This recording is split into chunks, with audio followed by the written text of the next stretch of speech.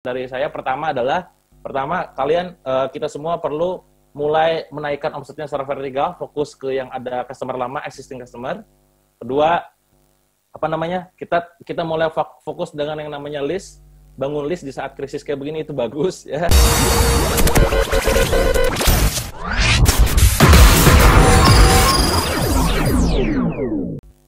Hari ke hari kita juga melihat ada 3 aspek krisis yang kita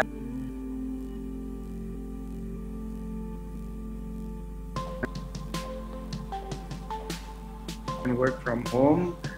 Kita juga coba untuk melakukan pembatasan social distancing, pembatasan secara fisikal. Juga kita pastikan imunitas tubuh kita kuat, minum vitamin C dan lain sebagainya. Kita percaya aja harus turuti itu, turuti anjuran dari pemerintah, dan kita harus patuh. Kedua adalah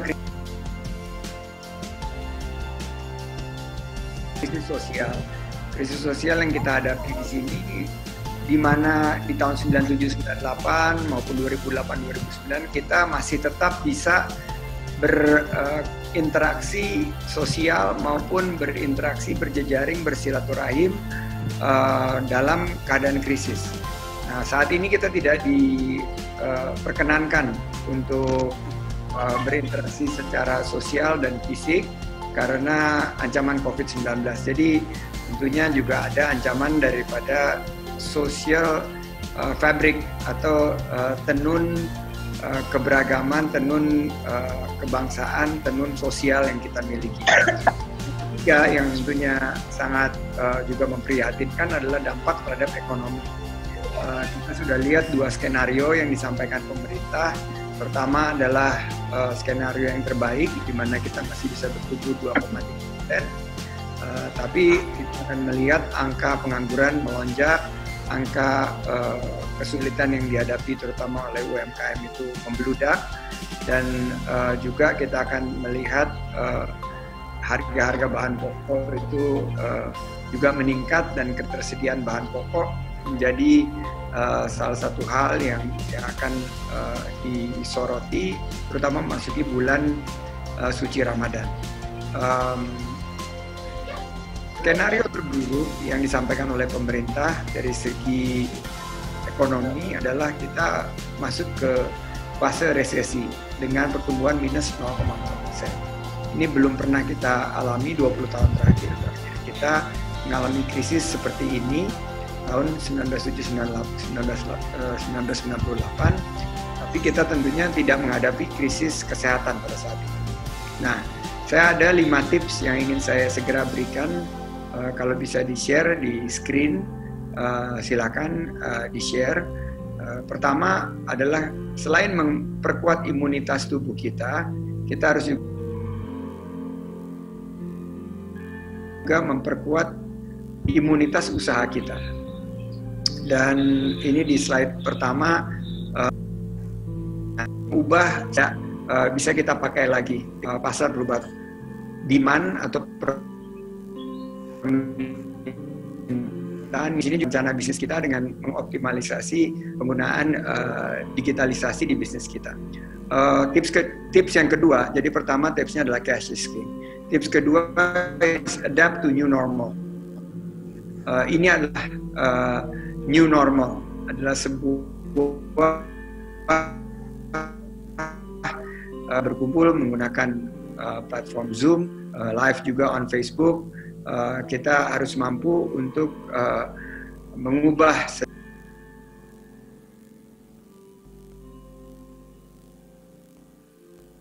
secara total bisnis kita yang tadinya kita mengandalkan rencana bisnis sebelumnya. Sekarang kita harus melihat di sekeliling kita peluang-peluang apa saja yang ada. Kalau kita bisnisnya pariwisata pasti akan sulit. Kita bidang energi pasti akan sulit. Tapi kalau bisnis kita di bidang makanan, di bidang kesehatan, juga di beberapa bidang yang berkaitan dengan peningkatan imunitas tubuh, di bidang logistik,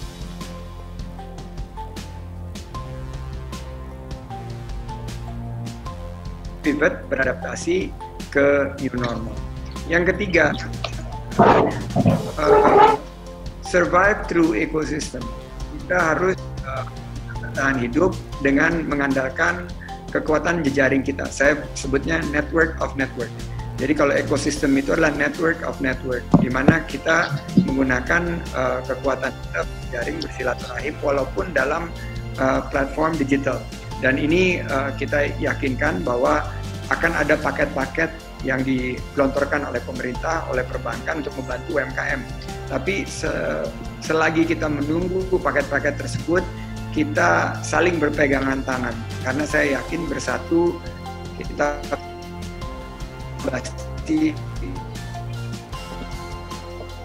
pasti we are in it together, kita bersama-sama. Jadi kalau ada teman kita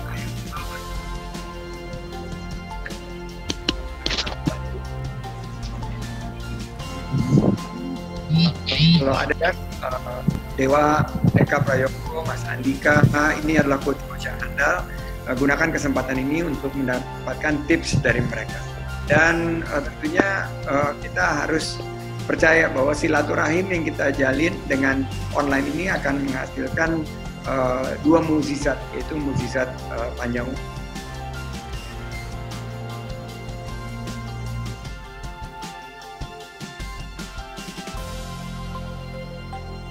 umur dan mukjizat tambahan rezeki bagi kita.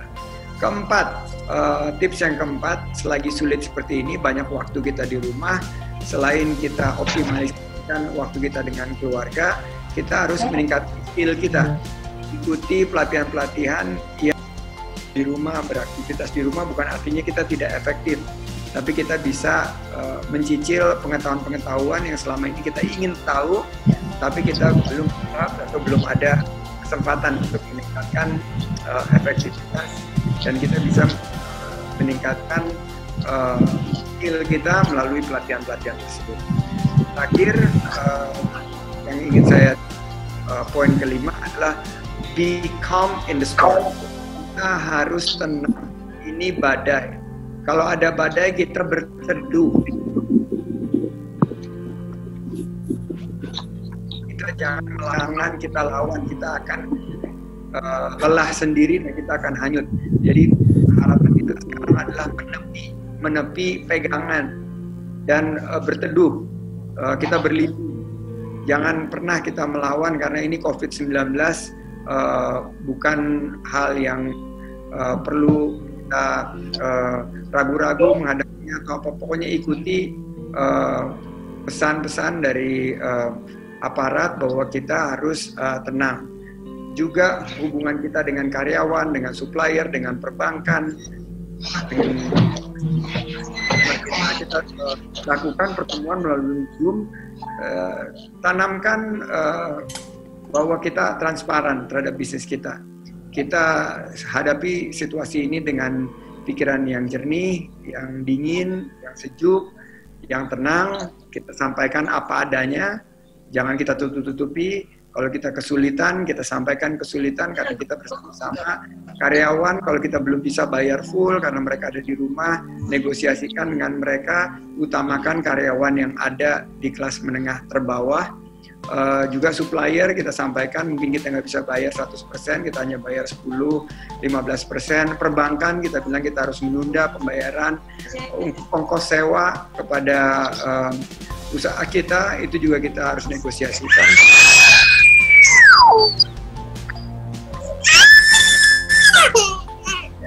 Mohon maaf ya.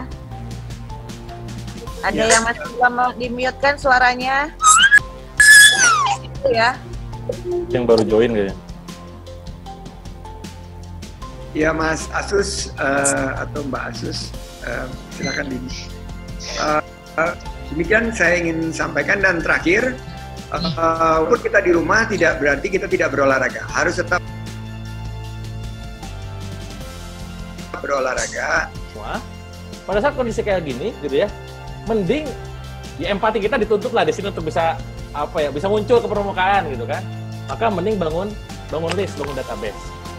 Nyambung poin ketiga ya. Yang kedua adalah fokus database, yang ketiga adalah bikin konten di digital. Ini yang bisa dilakukan. Ingat, jejak digital itu susah hilang, Pak, gitu kan? Nah, dalam kondisi kayak begini, mending kita bikin konten yang banyak digital. Di Instagram, di Facebook, di YouTube, gitu kan? Di banyak sosmed. Dan ini, Pak, sebagai muhasabah evaluasi buat kita juga, gitu ya, untuk jangka panjangnya, bahwa ketika bisnis kita tidak go digital, go online, dalam kondisi kayak begini, itu banyak yang drop. Ya, saya tidak ngomongin orang lain ya. Saya punya beberapa lini usaha. Salah satu lini usaha saya yang drop abis, Pak, ambiar gitu kan. Itu adalah yang bergerak dalam bidang kuliner. Dalam hal ini adalah kafe restoran kayak begitu. Saya punya beberapa cabang, 13-14 cabang, itu drop omsetnya hancur gitu kan. Tapi saya bersyukur punya usaha yang lain gitu kan, yang memang ada digital, ada yang sudah basis database-nya ada, dan itu masih bisa survive sampai sekarang. Jadi itu 3 tips dari saya buat teman-teman UKM gitu kan. Kalau pada saat krisis kayak begini, maka nomor 1 adalah naikin omset secara vertikal ya. Yang kedua adalah mulai fokus bangun list. Yang ketiga, bangun konten secara digital. Dan pastinya terlepas itu semua, dalam kondisi krisis ya kita di sini banyak hikmahnya seperti tadi Bang Sadi katakan. Kita bisa banyak membaca buku, nonton webinar, terus bersama dengan anak dan istri dan keluarga gitu kan, olahraga dan seterusnya. Nah, di sini juga kita diuji nih. Kan banyak nih pengusaha yang pengen bebas waktu gitu kan. Nah, ini kan udah bebas waktu, Pak, kita nih ya. Bebas waktu cuman nggak bebas uang gitu masalahnya kan. Nah, dalam kondisi bebas waktu gitu kan, kira-kira kondisinya akan dipakai apa aja supaya lebih berkah, banyak-banyak giving ya, ikut serta dalam program membantu teman-teman yang sekarang bergerak dalam melawan corona ya. Mungkin teman-teman nggak terjun ke lapangan, tapi minimal bisa bikin campaign kayak yang dilakukan sama Mas Yoyo gitu kan, sama teman-teman yang lain ya. Itu aja mungkin teman-teman dari saya, beberapa tips, 3 tips dari saya. Pertama, kalian kita semua perlu mulai menaikkan omsetnya secara vertikal, fokus ke yang ada customer lama, existing customer. Kedua, kita mulai fokus dengan yang namanya list, bangun list di saat krisis kayak begini itu bagus ya. Karena orang untuk ngeluarin duit kayaknya rada susah gitu kan, dia perlu safety juga gitu. Yang ketiga, mulai bangun konten ya sebagai jejak digital kita. Jadi pada saat krisis sudah berlalu, kita masih tetap punya tabungan aset digitalnya ya. Dan pastinya terakhir, jangan lupa giving ya, giving change everything. Jadi banyakin sedekah ya, insya Allah bakal makin berkah. Ya, sedekah bukan saat kaya dan miskin, tapi saat lapang dan sempit. Kondisi miskin pun kita ibaratnya tidak punya uang, hati kita gerak gak nih gitu kan. Berapapun bisa kita bagikan, monggo dibagikan. Itu aja mungkin Bu Yana ya. Kalau tips dari saya buat teman-teman semua, semoga bisa bermanfaat buat teman-teman UKM.